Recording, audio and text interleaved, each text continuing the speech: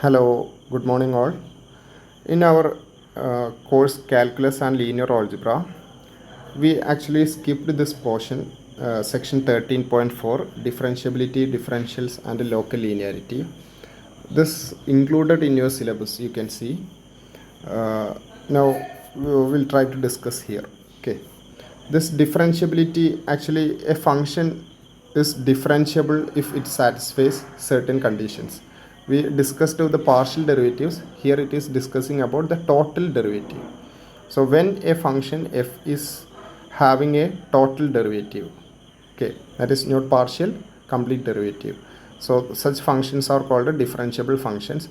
How it is defined and related discussions are coming in this section. In a exam point of view or in a problem point of view, this is not that much important, but those who are interested in this topic, you can read this. Okay, so there is no issue in skipping that differentiability. Okay, then we'll concentrate on second topic, which is differentials. Differentials, or we can see it is total differentials. Okay, so if you are given with a function f of xy, you can define total differential of that function. Z equal to f of xy is defined for you. Then you can define what is mean by total differential of that function, which is usually denoted by dz. Okay, dz is defined as dz equal to fx at x naught y naught. If you are finding total differential at fx at x naught y naught dx into dx plus fy at x naught y naught into dy is called a total differential of that function z at x naught y naught. Okay, similarly, if you have a function of three variables like w equal to f of xyz, then total differential of w at x naught y naught z naught is defined similar to that of two variable case. So this is what total differential is. Now as an application, we can use this total differential to find or to approximate the value of delta f. Delta f means rate of not rate, delta f actually means change in f. Okay, so actual change in f is denoted by delta f. This delta f can approximate value of this delta f can be found out using this total differential. That is, delta f is approximately equal to df.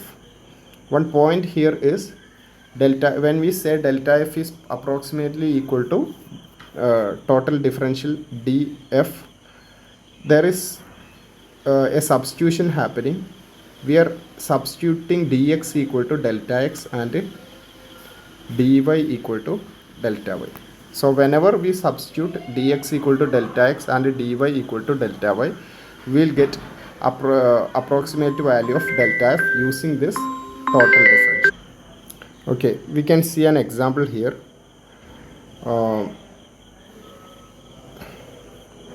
Use 13 is actually the formula to approximate the change in z equal to xy square from its value 0.51 to its value 0.50, 1.00, 503 to 503, 1.004. Then that's the question. Approximate the change in z, actually approximate delta z using df. That's the question here up to this. Now additional part is compare the magnitude of the error in this approximation. So you want to find the error. You want to find error and compare that error with the distance between the points.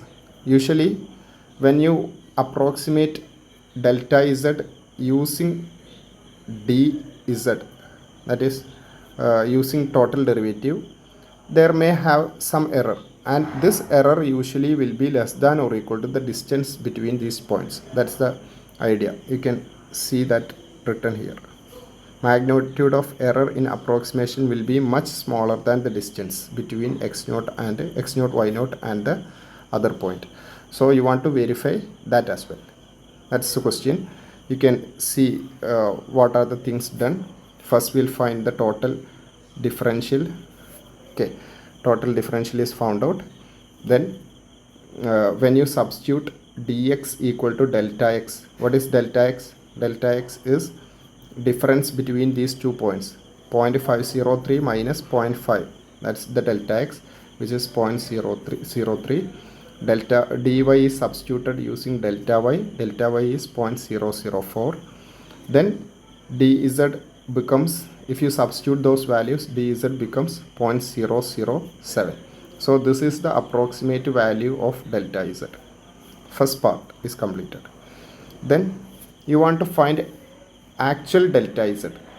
Actual delta z, how you can find? You can find z of this point. Okay, z of 0.503, 1.004 minus z of 0.5, 1 will give actual value of delta z. So that is taken here. Actual value of delta z is here. Then the error you can find. The approximated value is 0.007 and the actual value is this one. That difference you can see, that's the error. Okay, now this is the error.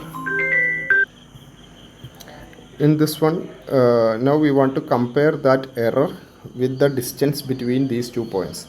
Distance between those points you can see, that is root of delta x square plus delta y square. That's the distance, which is 0.005, whereas error is this one, which is much smaller than this 0.005. You can see when you take the ratio, it is even less than 1 by 150. Okay, so we compared the error with the distance, which is very small compared to the distance. So that's the question. That's the type of question you can expect. One type of question you can expect. Then there are other types of question using this total differential. You can see here this this question. This is an application type question. The length, width and height of rectangular box are measured with an error at most 5%. Use total differential to estimate maximum percentage error that result if the quantities are used to calculate the diagonal of the box. You can see formula to find diagonal is d. So suppose we are considering diagonal at a point x0, y0, z0, d0 will be equal to this one. Okay, now what we want is percentage error when these values are used to measure the diagonal. So what we want to find is d by d into 100. This is less than or equal to some quantity. So this maximum error occur when it's an upper bound for error occurring to the diagonal. Okay, error to the diagonal means d by d into 100%. Okay, maximum percentage error that result in these quantities when measuring diagonal of the box. Okay, so in order to find d by d, first we'll find dd means total differential of this quantity d. Instead of z we have d here. Using that formula you can see this will be the value of d, this will be the total differential, then divide throughout using capital D. Okay, divide throughout using capital D or capital D naught. So we'll get a formula in this format. Now when you club these things in order to make this uniform, we'll multiply this one with the x0 square, this one with the x0 and divide by x0. Here we'll multiply with y0 and divide with y0. Okay, what's the advantage of doing that is we'll get a term in the form delta x by x naught. Here we'll get a term delta y by y naught. Here we'll get a term delta z by z naught, which is useful. We know that this quantity is less than or equal to 5%, or this quantity is less than or equal to 0.005. Similarly, this is also less than or equal to 0.005. It is given in the question. Each of the measurement is having error at most 5%. Okay, so you can see they are all less than 5%. Then when you substitute those values, that 0.005 at that position, you can see modulus of d by d naught will be less than or equal to 0.005. So the maximum percentage error estimated will be 5%. Okay, this is a sample problem. You can see, you can refer to this one, and you can see similar questions in the exercise as well. Okay, I'll show that. Yeah, here are the questions. 54 you can see, 53, these are all similar questions, and questions similar to the first question done is here.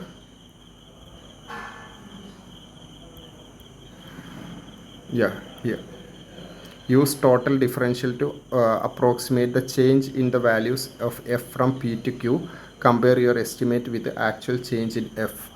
These are questions similar to the question we done first, and there are questions similar to that application level questions. From 53 onwards you can see such questions. So try to do this kind of questions.